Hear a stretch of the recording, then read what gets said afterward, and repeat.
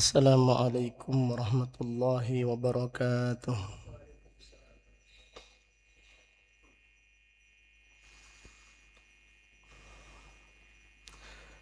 Innal hamdalillah nahmaduhu wa nasta'inuhu wa nastaghfiruh wa na'udzu billahi min shururi anfusina wa min sayyiati a'malina. May yahdihillahu fala mudilla lahu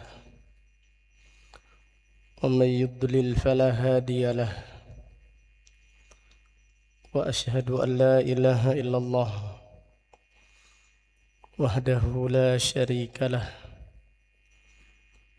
wa ashhadu anna Muhammadan abduhu wa rasuluh. Amma ba'du, fa inna asdaqal hadisi kitabullah wa khairal hadi hadi Muhammadin sallallahu alaihi wasallam wa syarral umuri muhdatsatuha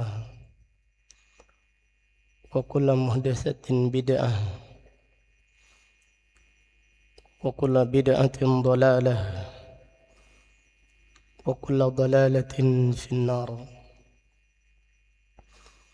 Allahumma faqihna fid din wa 'allimna ta'wil. Allahumma 'allimna ma yanfa'una wanfa'na bima 'allamtana wa zidna 'ilman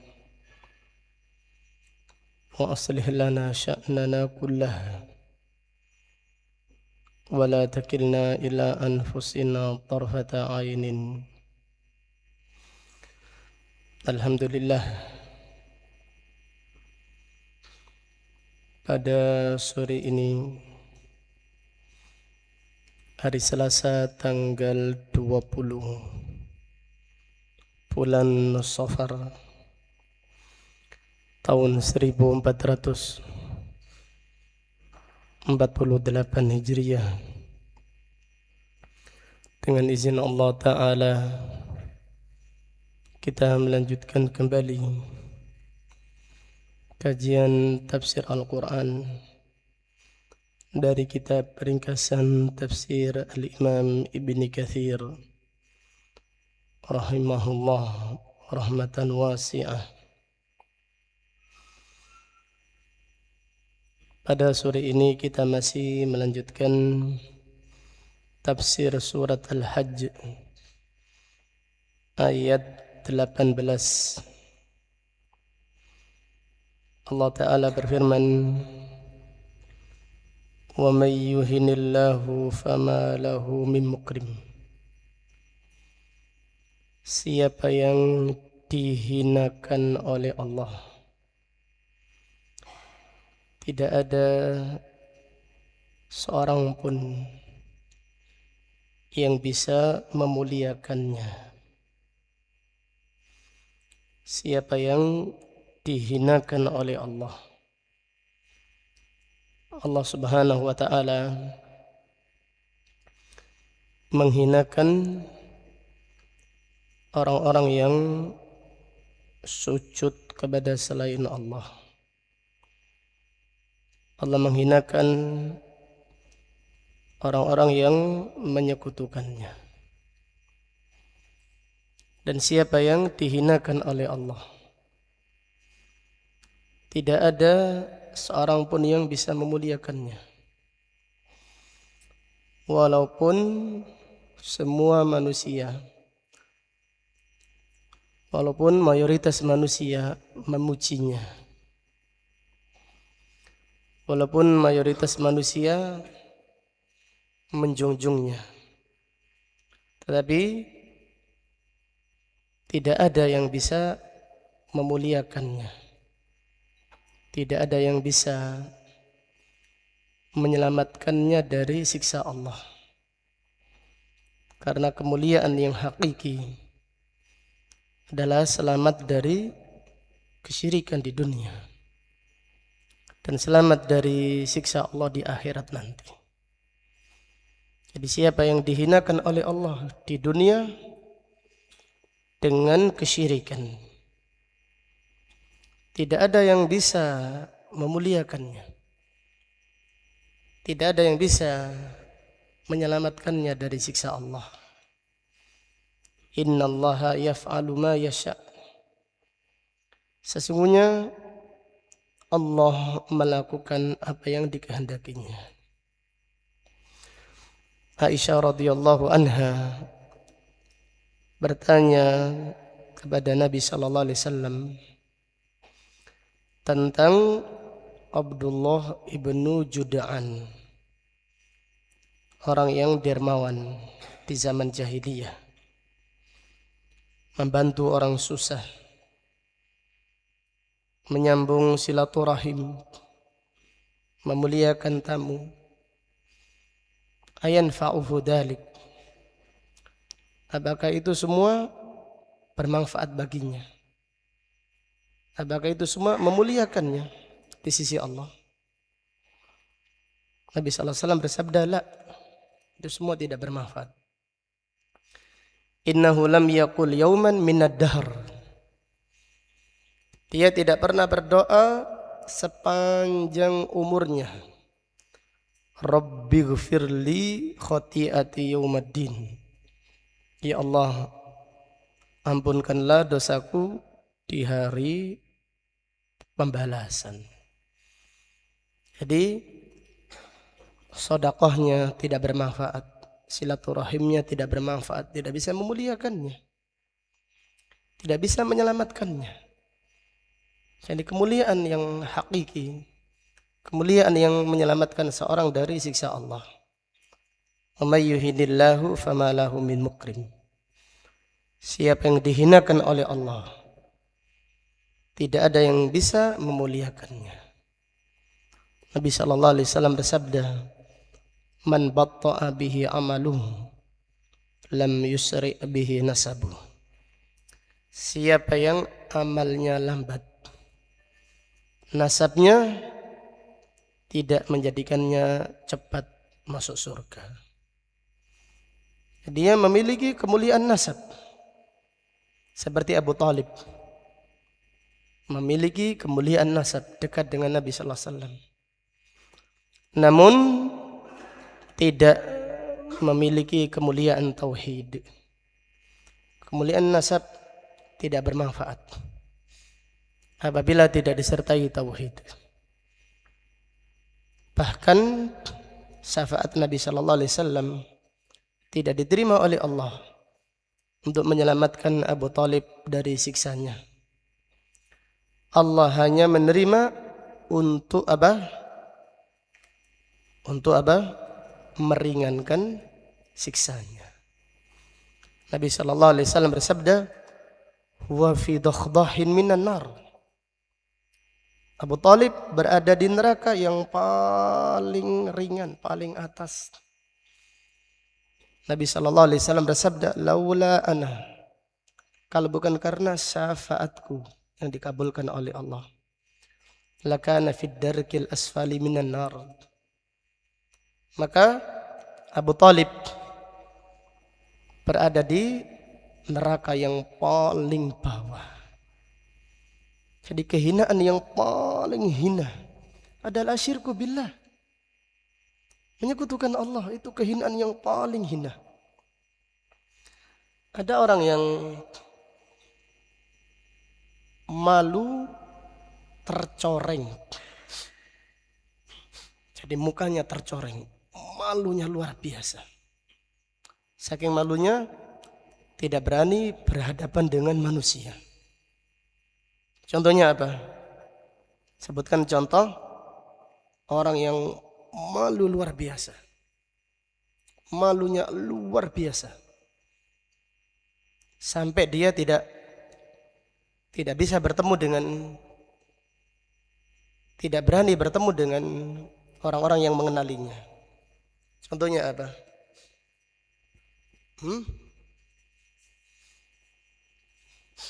Contohnya apa?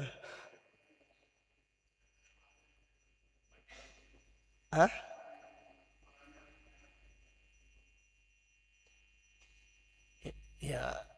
Sahabat ya. Tidak perbuatan, contohnya perbuatan manusia. Merasa tercoreng, merasa malu.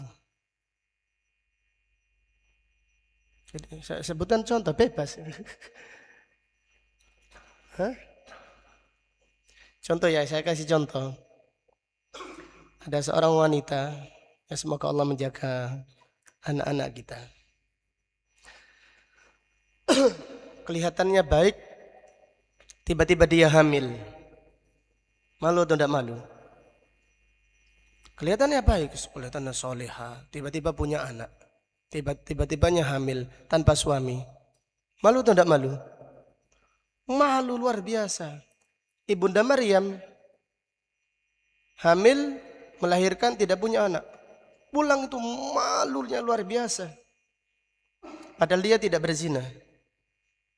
Sampai minta meninggal dunia.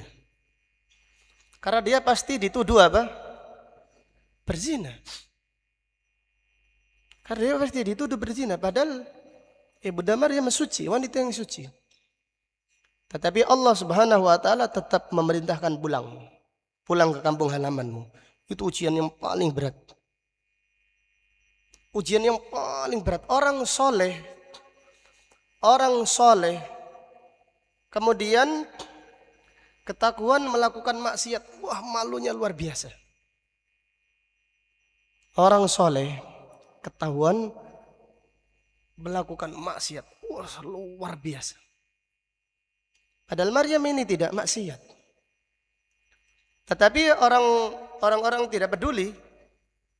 Karena dia punya anak tanpa apa? Tanpa suami.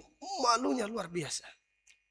Tetapi Maryam dikuatkan oleh Allah. Tenang, jangan khawatir.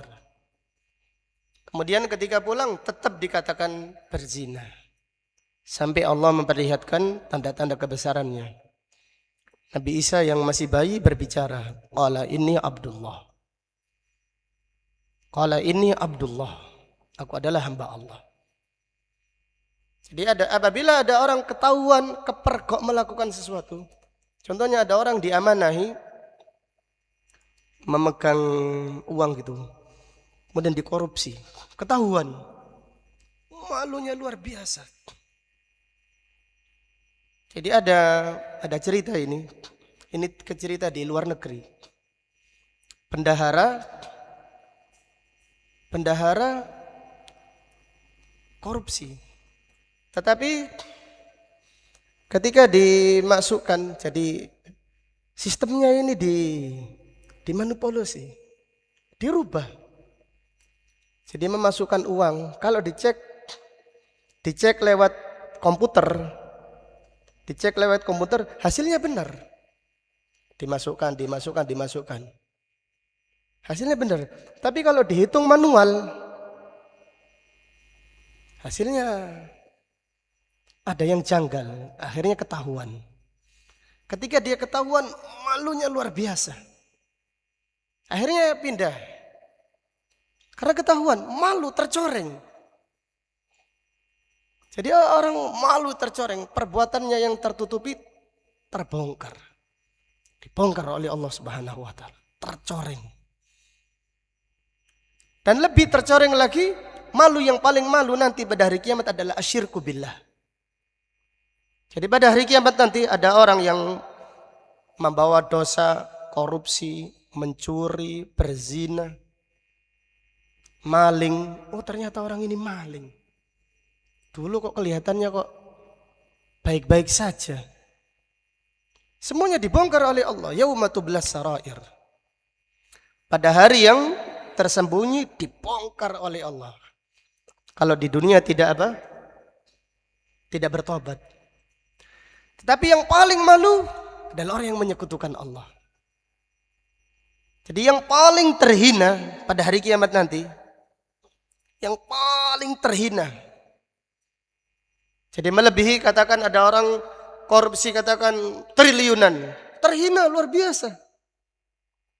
Di hadapan Allah, dihinakan oleh Allah. Allah akan memberi tanda. Fulan korupsi, fulan mencuri, fulan ternyata mengkhianati amanah. Fulan berzina, fulan selingkuh. Bongkar kalau dia tidak bertobat. Kalau dia tidak bertobat, bongkar semuanya. Malu di hadapan Allah. Yang paling malu adalah orang yang meninggal dunia melakukan apa? Kesyirikan. Jadi ini tidak difahami oleh orang-orang yang tidak mendalam tauhidnya, tidak difahami.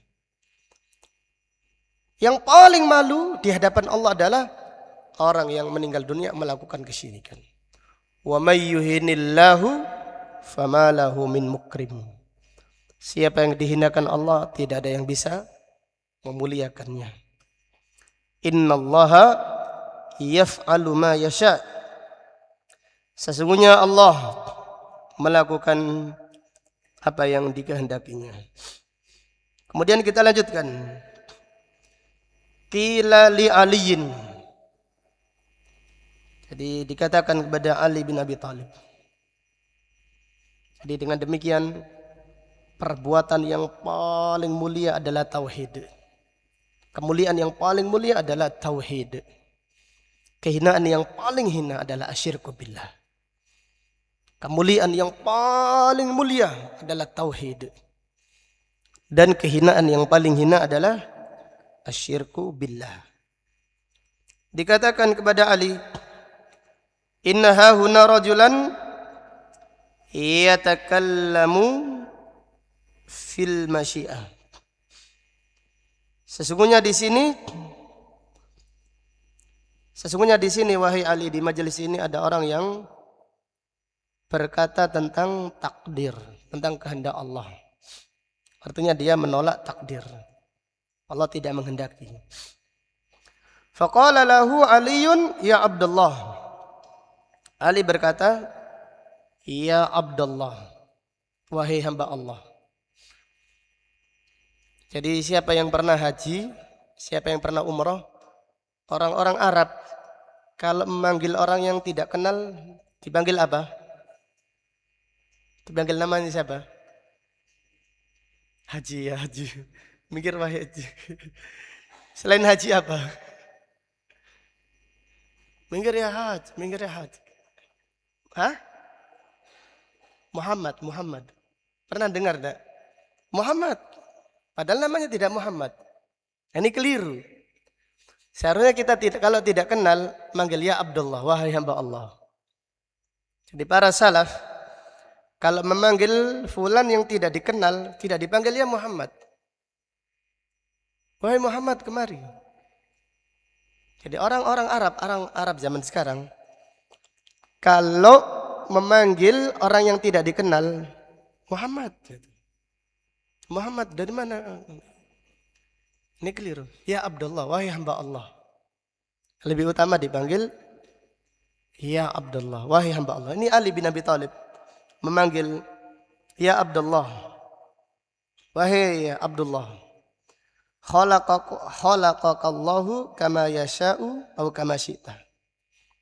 Allah menciptakanmu sesuai kehendak Allah atau sesuai kehendakmu.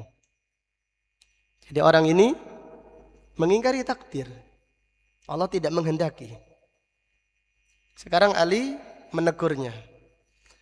Wahai Abdullah, Allah menciptakanmu sesuai dengan kehendaknya atau kehendakmu? Qala bal kama syaa. Orang tadi berkata, Allah menciptakanku sesuai dengan kehendaknya.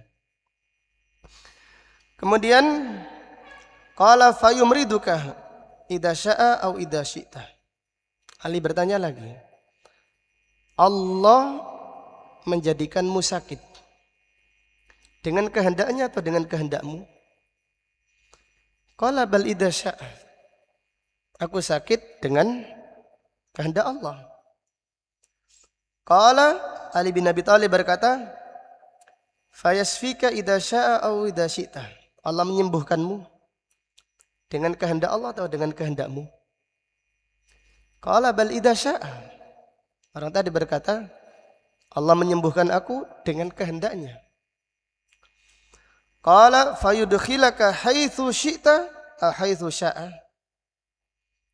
Allah memasukkan kamu ke tempat ini dengan kehendak Allah atau dengan kehendakmu? Qala bal haitsu syaa. Orang tadi mengatakan dengan kehendak Allah. Qala wallahi law qulta ghaira dhalik la darabtu alladhi fihi ainaka bisayf. Demi Allah, sekiranya engkau tidak menjawab dengan ucapan ini, aku akan memukulmu dengan pedang ini. La darabtu alladhi fihi ayyanaka aw aynaka bisayf. Aku akan memukulmu dengan pedang ini. Kesalahan tentang masalah akidah, ini kesalahan yang paling fatal. Oleh karenanya para salafus salih menghukum hukuman mati bagi orang yang menolak akidah. Hukuman mati. Umar bin Abdul Aziz, Ali bin Abi Thalib, Harun ar-Rasyid adalah perawi hadis palsu. Perawi hadis palsu dihukum mati oleh Harun ar-Rasyid. Ada orang Yahudi pura-pura masuk Islam, memalsukan puluhan ribu hadis palsu. Dibawa menghadap Amirul Mukminin Harun ar-Rasyid. Ia berkata, wahai Amirul Mukminin, maafkan aku. Aku akan beritahukan mana semua hadis yang aku palsukan. Harun berkata, tidak perlu. Ada Imam Malik, ada Abdurrahman bin Mahdi yang menjelaskan kepada kaum muslimin hadis-hadis yang palsu. Orang tadi dihukum bunuh karena memalsukan hadis-hadis Rasulullah sallallahu alaihi wasallam. Jadi Ali bin Abi Thalib berkata, kalau engkau tidak mengatakan dengan ucapan ini, aku akan memukulmu dengan pedang ini. Kemudian Al-Imam Ibnu Katsir berkata, wa an Abi Hurairah qala Rasulullah sallallahu alaihi wasallam, idza qara'a ibnu Adam as-sajdata, apabila anak Adam membaca ayat sujud tilawah, i'tazala syaitanu yabki, syaitan minggir dengan menangis.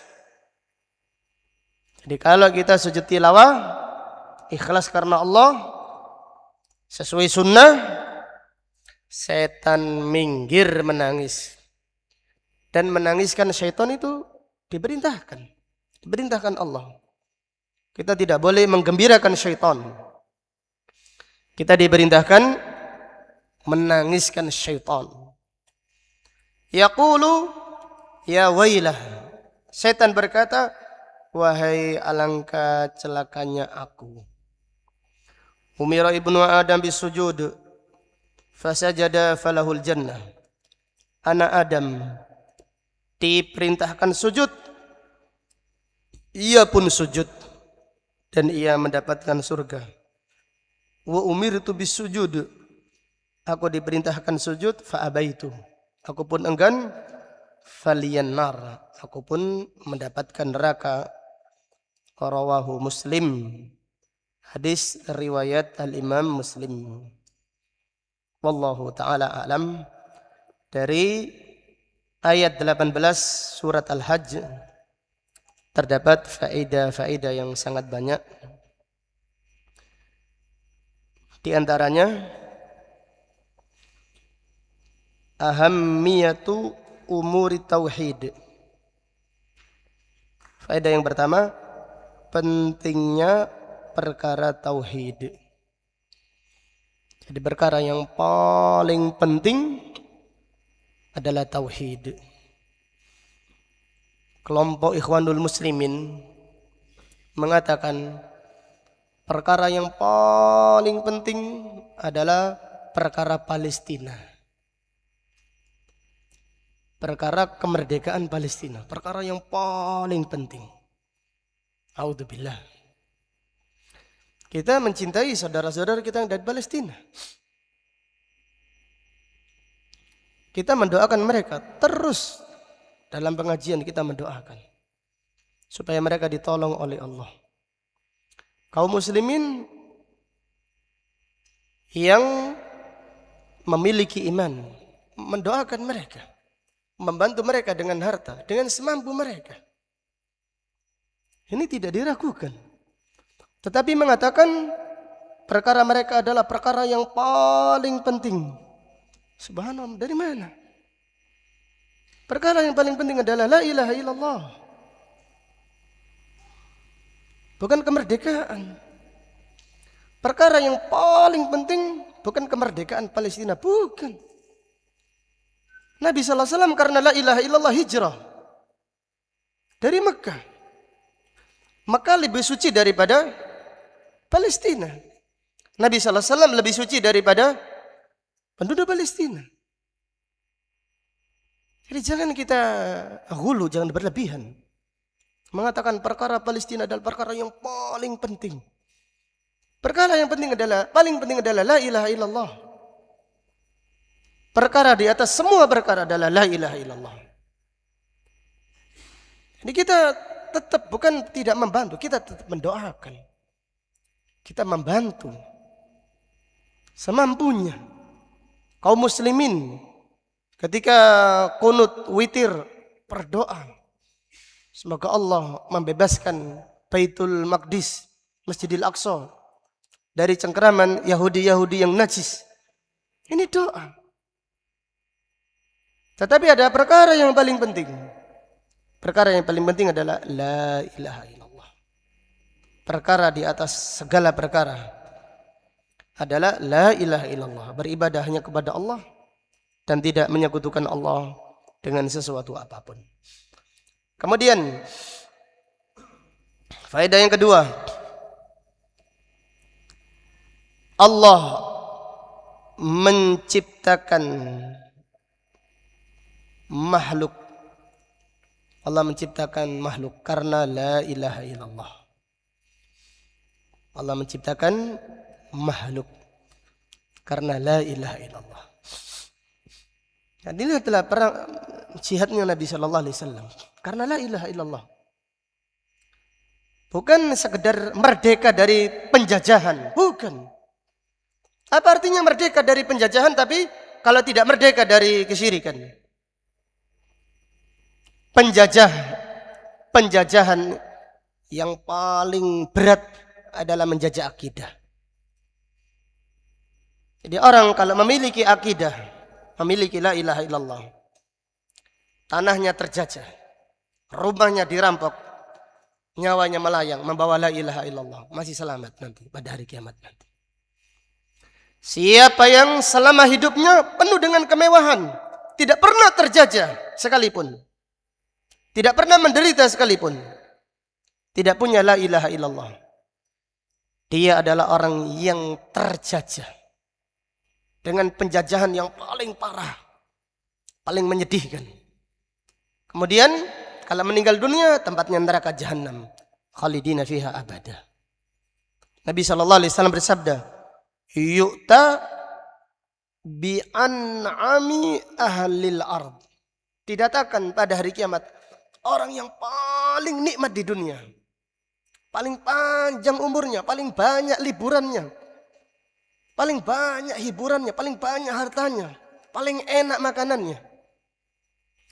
Fayughmasu ghamsatan wahidatan finnar.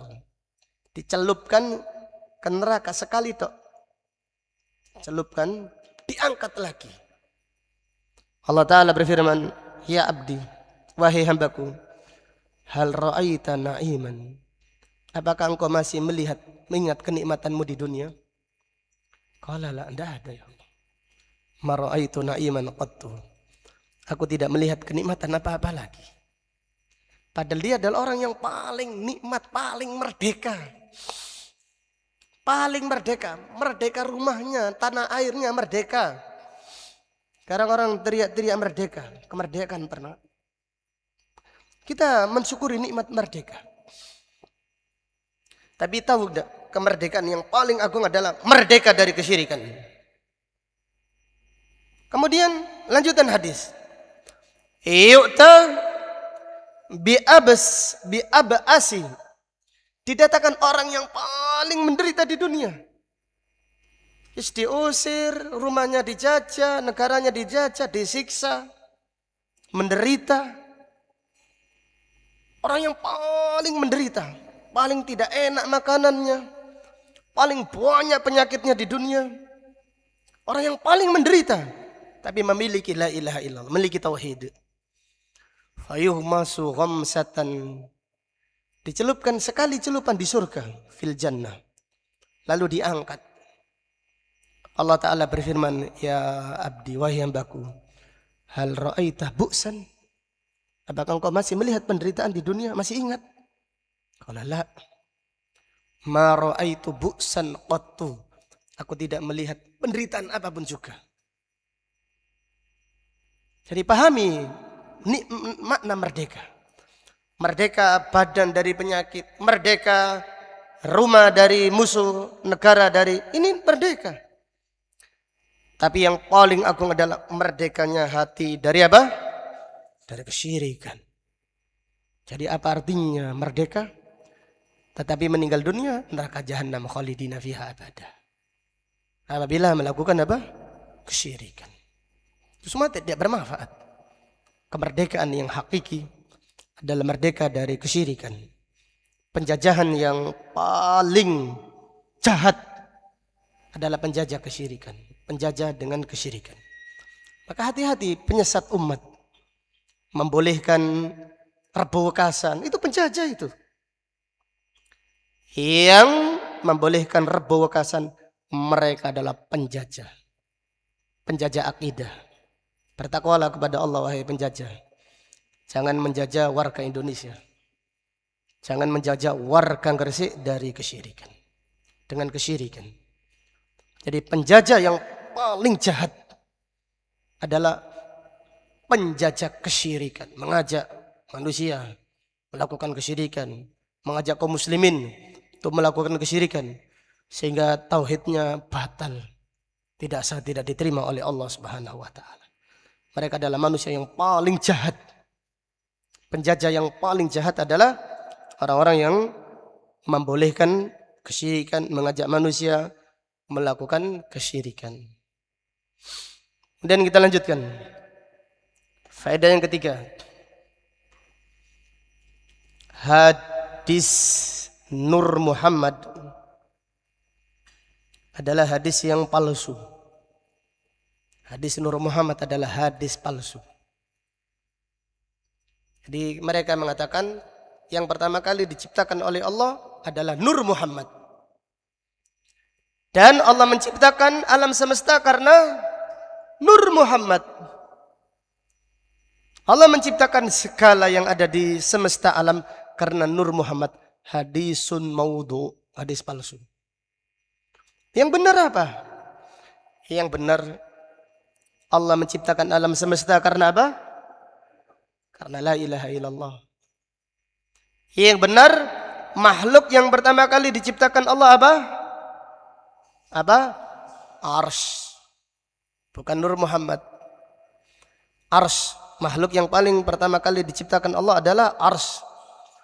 Bukan Nur Muhammad. Allah menciptakan ars karena la ilaha illallah. Allah menciptakan langit dan bumi, jin dan manusia. Allah menciptakan para malaikat. Allah menciptakan surga dan neraka karena la ilaha illallah. Allah mengutus para nabi alaihi mussalatu wassalam karena la ilaha illallah.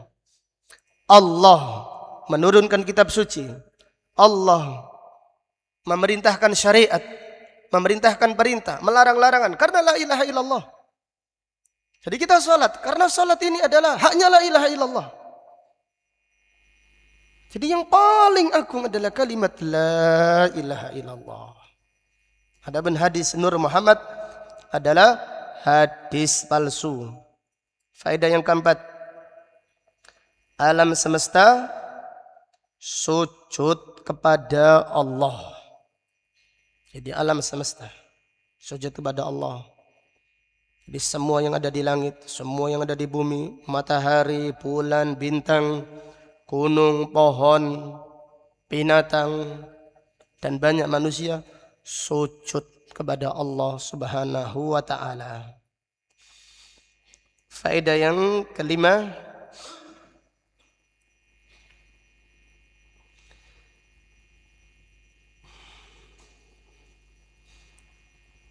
yang sujud tidak berhak disembah. Jadi siapa yang sujud tidak berhak disembah. Jadi malaikat sujud, maka malaikat tidak berhak disembah. Nabi sallallahu alaihi wasallam sujud, Nabi sallallahu alaihi wasallam tidak berhak disembah. Pohon sujud, matahari sujud, bulan sujud, tidak berhak disembah. Allah tidak pernah sujud kepada siapapun. Allah tidak pernah sujud kepada siapapun juga. Maka hanya Allah yang berhak disembah. Jadi siapa yang sujud tidak boleh disembah. Oh dia loh menyembah kok disembah. Ini kan aneh. Sama-sama menyembah kok disembah. Sama-sama sujud. Sama-sama sujud. Kenapa kita sujud kepada yang sujud? Seharusnya kita sujud kepada yang tidak sujud kepada siapapun juga. Dan yang tidak sujud kepada siapapun juga hanyalah Allah Subhanahu wa taala. Jadi demikian, yang beribadah tidak boleh diibadahi. Yang sujud tidak boleh disujudi. Yang rukuk, kita tidak boleh rukuk kepadanya. Allah tidak pernah beribadah kepada siapapun juga. Allah tidak pernah berdoa kepada siapapun juga. Allah tidak pernah rukuk, tidak pernah sujud. Maka hanya Allah yang berhak disembah. Faedah yang keenam, raddun alal musyrikin, bantahan kepada kaum musyrikin. Bantahan kepada kaum musyrikin yang sujud kepada selain Allah. Kemudian faedah yang ketujuh.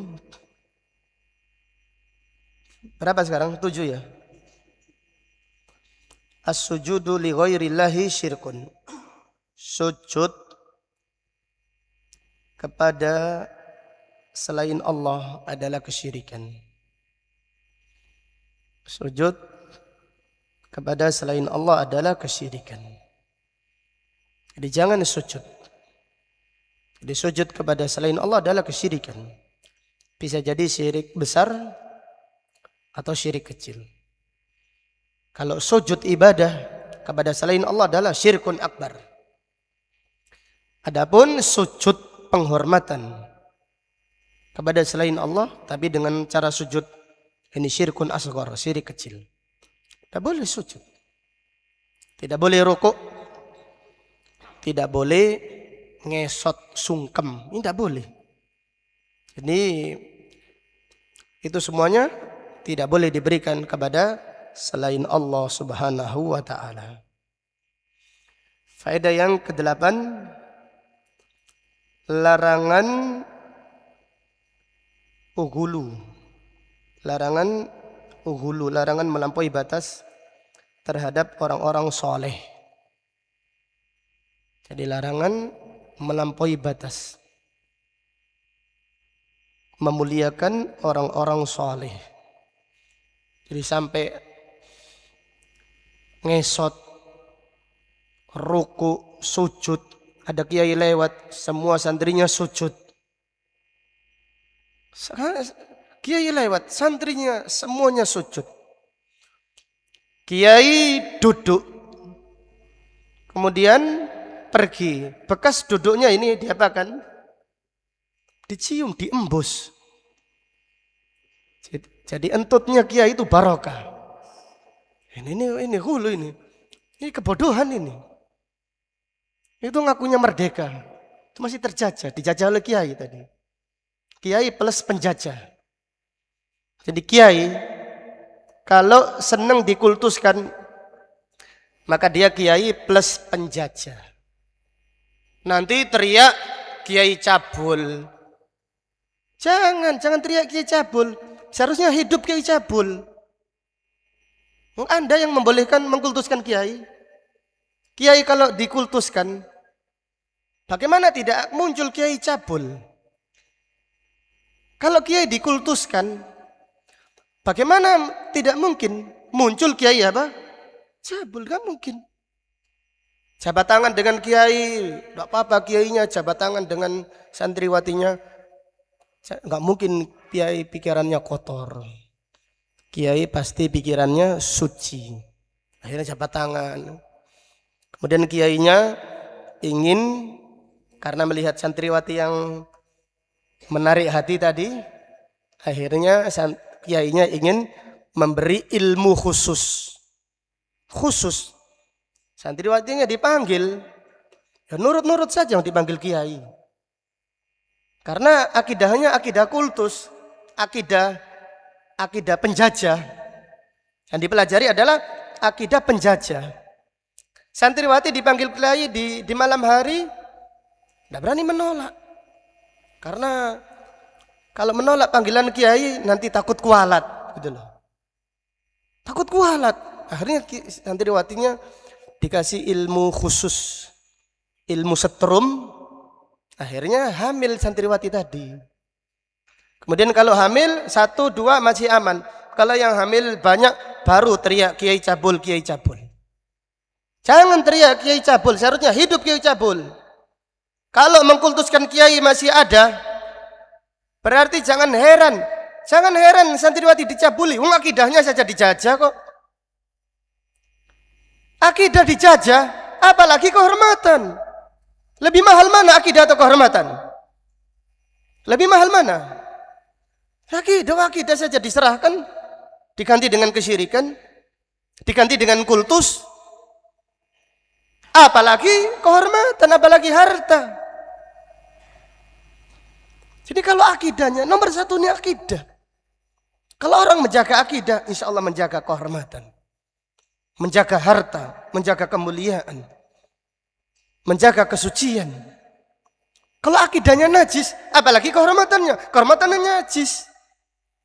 Ada kiai salaman dengan wanita. Katanya gini, mubadir kalau gak saya itu. Eman katanya. Isti ulurkan tangannya apalagi mulus gitu. Kalau saya tidak jabat tangan mubadir katanya. Ini seharusnya di ruqyah surat Al-Baqarah gitu. Supaya jinnya keluar dari tubuhnya. Jadi demikian. Dilarangan mengkultuskan. Karena sujud itu hanya kepada Allah. Tidak boleh sujud kepada kiai. Tidak boleh mengkultuskan orang-orang soleh. Orang-orang Syiah Rafidhah. Apabila ada imam besar datang. Setelah pengajian selesai. Apalagi kunjungan ke wilayah gitu ya. Contohnya Khomeini pernah kunjungan ke Irak. Setelah revolusi Iran, Khomeini kunjungan ke Irak. Setelah tabligh akbar selesai. Kalau tabligh akbar, ulama ahlu sunnah selesai tabligh akbar makan. Yang hadir makan, yang syekhnya makan di tempat khusus. Tapi kalau Imam Syiah setelah tabligh akbar disediakan apa? Gadis-gadis yang cantik supaya dinikahi dengan nikah apa? Nikah kontrak. Ada nikah kontrak. Jadi ada nikah kontrak. Apalagi dinikahi imam, itu adalah kemuliaan yang besar bagi mereka. Karena Khomeini ini sudah belenger nikah kontrak dengan gadis. Akhirnya anak tuan rumah usia 4 tahun dilirik Khomeini. Saya ingin nikah kontrak dengan anak ini. Orang tua yang akidahnya masih benar, anaknya kok dilirik, ngamuk, marah. Tapi kalau orang tua akidahnya sudah dijajah, tambah seneng. Orang tua tadi, anaknya dilirik Imam Khomeini tadi. Mengatakan, senengnya anaknya langsung dimandikan. Dihiasi, kasih minyak wangi, diberikan ke kamarnya Khomeini, manusia yang dipuja-puji oleh orang Syiah Rafidhah, dijuluki ayatullah, yang seharusnya ayatul syaitan. Kemudian di malam hari, penulis kitab Lillahi Sumali Tarikh, namanya Sayyid Al-Husain Al-Musawi rahimahullah. Dia adalah imam Syiah, kemudian tobat menjadi sunnah, dibunuh oleh orang-orang Syiah yang ada di Irak. Dia menulis, kami di malam hari tidak bisa tidur karena mendengar cerita anak 4 tahun tadi dikumpuli oleh Khomeini. Kami tidak bisa tidur sepanjang malam karena mendengar teriakan anak kecil tadi yang dikumpuli oleh Khomeini, dinikahi dengan nikah kontrak. Di pagi hari Khomeini senyum-senyum karena wajahnya Sayyid Musawi ini, Sayyid Husain ini sudah tidak suka gitu. Dia malah, masa ini ajaran agama kok seperti itu. Khomeini bertanya kepada Husain tadi, Sayyid Husain, derajatnya sudah Sayyid, sebentar lagi Ayatullah. Wahai Sayyid, apa hukumnya nikah kontrak anak yang masih kecil? Sayyid berkata, wahai imam, fatwa adalah fatwamu, engkau imam dunia, bagaimana aku berfatwa? Khomeini berkata, aku berfatwa boleh. Aku berfatwa boleh. Kemudian Khomeini bertanya lagi, apa hukumnya nikah kontrak dengan anak perempuan yang masih menyusui? Jadi wanita, anak perempuan. Ini subhanallah, binatang tidak seperti itu. Khomeini bertanya, apa hukumnya nikah kontrak dengan bayi yang masih menyusui? Saya tidak menjawab. Khomeini berkata boleh, tapi tidak boleh dikumpuli, hanya diciumi saja katanya. Subhanallah.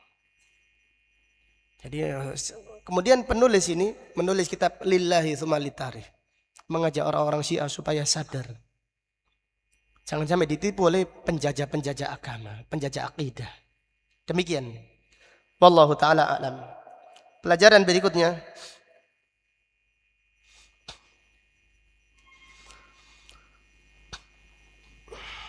Dhammut tadallul li ghairillah. Celaan bagi siapa yang menghinakan diri kepada selain Allah.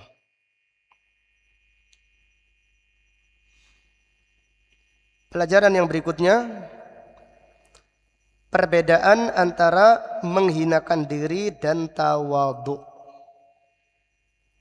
Jadi perbedaan antara menghinakan diri dan tawadhu.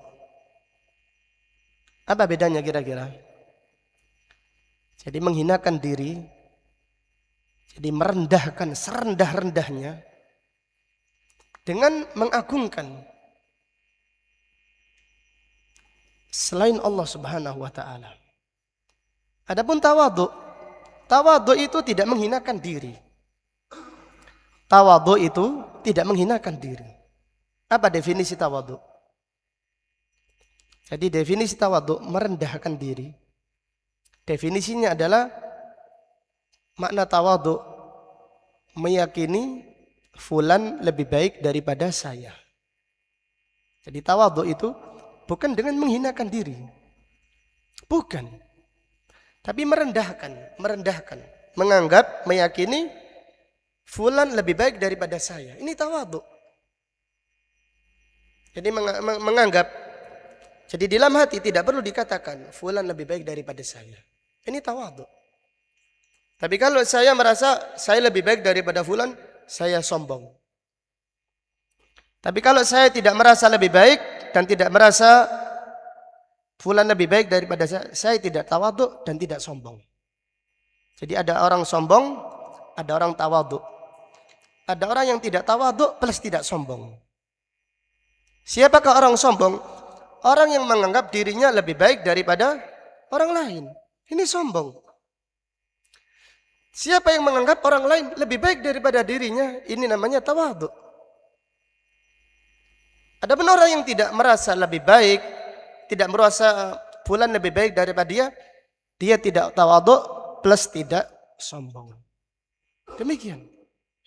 Jadi tawadhu itu ibadah yang sangat agung. Tapi bukan dengan menghinakan diri. Menghinakan diri ini sampai dengan sujud, rukuk, kemudian sungkem, ngesot, Ini menghinakan diri, ini bukan tawadhu itu. Bukan tawadhu. Bukan tawadhu, ini hulu. Ini hulu dan ini yang dilarang oleh Rasulullah sallallahu alaihi wasallam. Jadi kita harus membedakan antara tawadhu dan menghinakan diri. Kalau tawadhu mulia, kalau menghinakan diri yang tercela, tidak boleh. Kita menghinakan diri kecuali hanya kepada Allah Subhanahu wa taala. Kemudian di antara faedah yang diambil,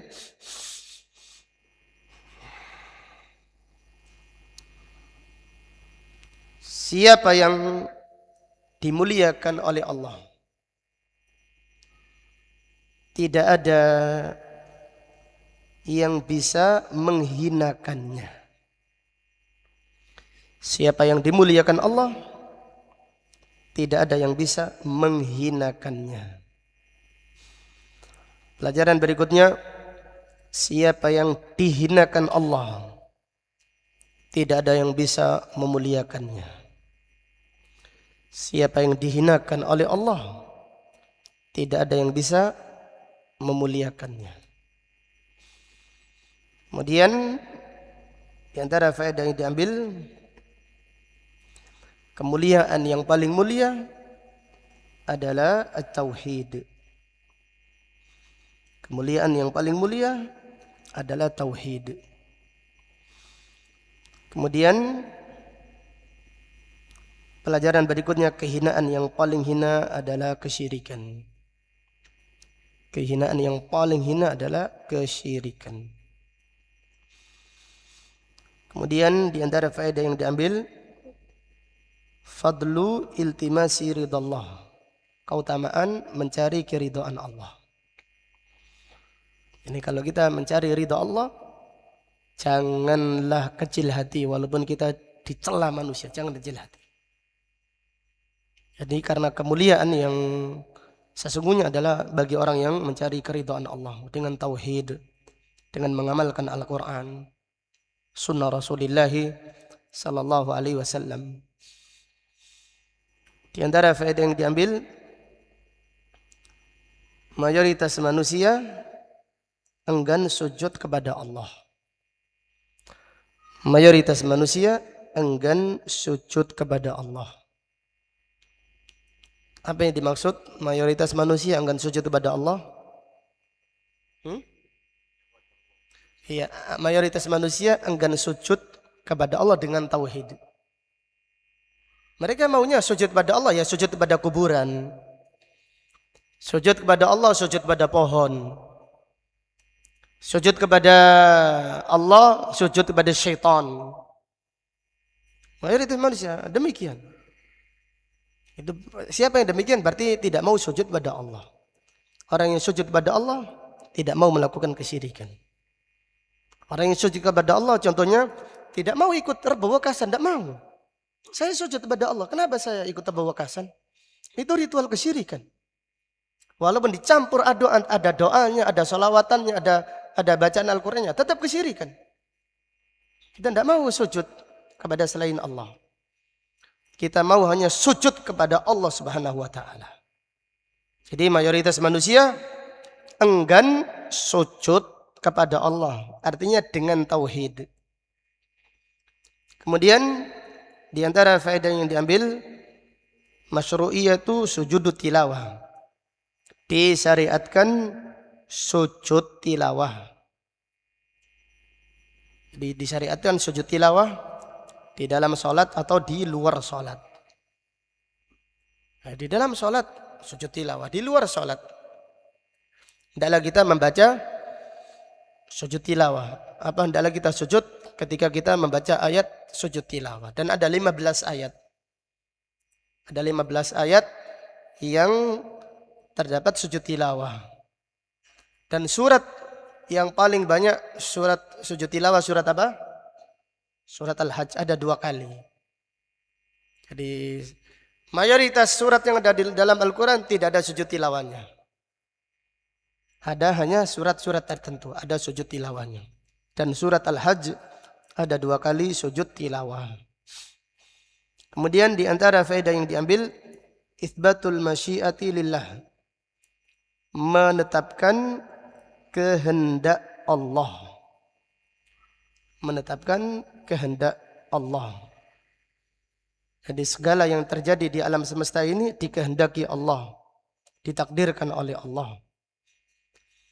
Kemudian di antara faedah yang diambil, Allah Maha Suci dari sifat kezaliman. Allah Maha Suci dari sifat kezaliman. Jadi Allah menghendaki, tapi Allah Maha sempurna hikmahnya. Allah Maha Suci dari sifat zalim. Innallaha la yadlimu mithqala dzarrah. Allah tidak berbuat zalim walaupun hanya seberat dzarrah.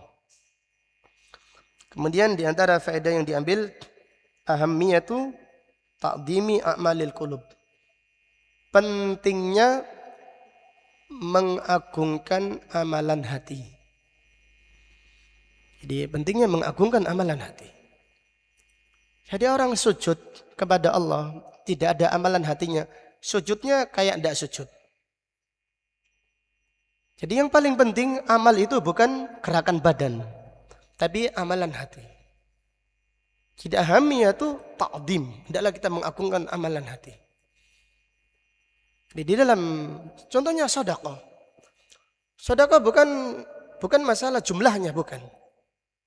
Masalah amalan hatinya. Amalan hati. Maka amalan hati ini, siapa yang diberi taufik oleh Allah dengan beramal dengan mengagungkan amalan hati, khusyuknya, cintanya, mahabbanya, khauf, roja, berharap. Amalan hati itu banyak. Cinta, harapan, takut, khusyuk, tadallul, menghinakan diri, berharap, dan yang lainnya.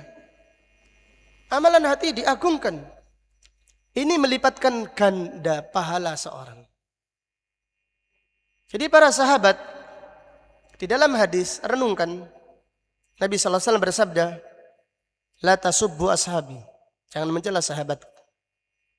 Walladhi nafsi biyadi, demi Allah yang jiwaku ada di tangannya, lau anfaqa ahadukum mithla uhudin dahaban, sekiranya seorang di antara kalian bersedekah emas sebesar gunung Uhud, ma balagha mudda ahadihim wala nasifahu, tidak sampai sedekah mereka satu mud. Satu mud itu seperti ini, satu mud kurma, atau setengah mud, setengah cakupan tangan.